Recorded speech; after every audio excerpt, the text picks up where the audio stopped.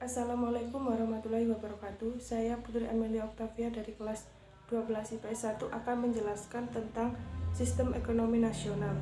1. Pemikiran ekonomi nasional.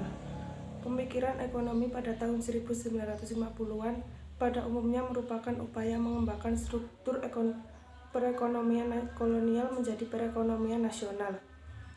Hambatan yang dihadapi dalam mewujudkan hal tersebut adalah sudah berakarnya sistem perekonomian kolonial yang cukup lama. Warisan ekonomi kolonial membawa dampak perekonomian Indonesia banyak didominasi oleh perusahaan asing dan ditopang oleh kelompok etnis Cina sebagai penggerak perekonomian Indonesia. Kondisi inilah yang ingin diubah oleh para pemikir ekonomi nasional di sekitar kabinet di era demokrasi parlementer. Upaya mengakibatkan perekonomian sudah dimulai sejak kabinet pertama di era demokrasi parlementer kabinet Natsir. Usaha lain yang dilakukan pemerintah untuk meningkatkan pengusaha pribumi dilakukan melalui Gerakan Asaat.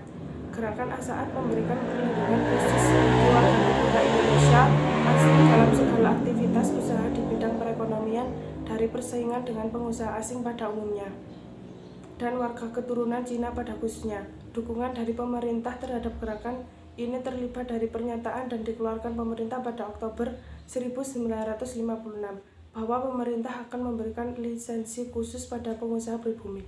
Ternyata kebijakan pemerintah ini memunculkan reaksi negatif, yaitu muncul golongan yang membenci kalangan Cina. Bahkan reaksi ini sampai menimbulkan permusuhan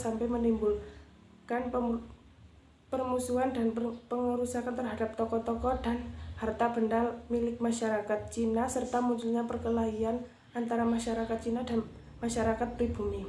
Upaya pembangunan ekonomi nasional juga diwujudkan melalui program pembangunan rencana 5 tahun 1956 sampai 1960 yang disiapkan oleh Biro Perancang Nasional atau BPN.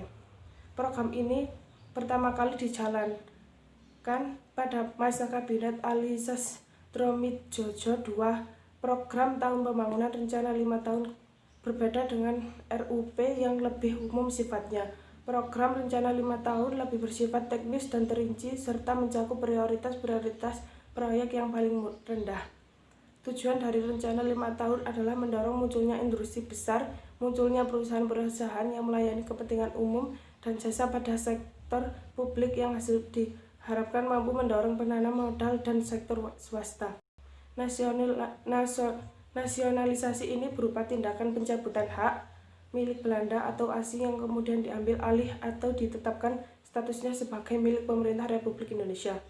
2. Sistem ekonomi liberal.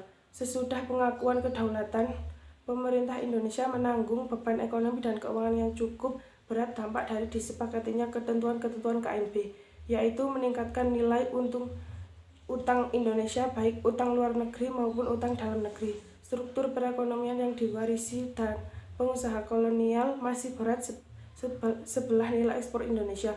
Pada saat itu masih sangat tergantung pada beberapa jenis hasil perkebunan yang nilainya jauh di bawah produksi pada era sebelum Perang Dunia II. Permasalahan yang dapat dihadapi pemerintah Indonesia pada saat itu mencakup permasalahan jangka pendek dan permasalahan jangka panjang. Permasalahan jangka pendek yang dihadapi pemerintah Indonesia saat itu adalah tingginya jumlah mata uang yang beredar dan meningkatkan biaya hidup. Permasalahan jangka panjang yang dihadapi pemerintah adalah bertambahnya jumlah penduduk dan tingkat hidup yang rendah. Pada masa pemerintahan Kabinet Bahrudin Harahap, Indonesia mengirim delegasi ke Belanda dengan misi merundingkan masalah finansial ekonomi atau FINEK. Perundingan ini dilakukan pada tanggal 7 Januari 1956. Rancangan persetujuan FINEK yang diajukan Indonesia terhadap pemerintah Belanda adalah sebagai berikut. 1. Pembatalan persetujuan FINEK hasil KMB. 2. Hubungan FINEK Indonesia-Belanda didasarkan atas hubungan bilateral.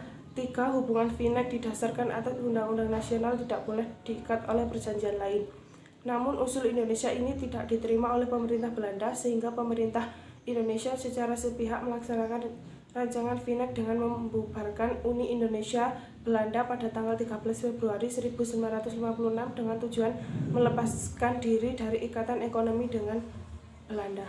Sekian dari saya. Wassalamualaikum warahmatullahi wabarakatuh.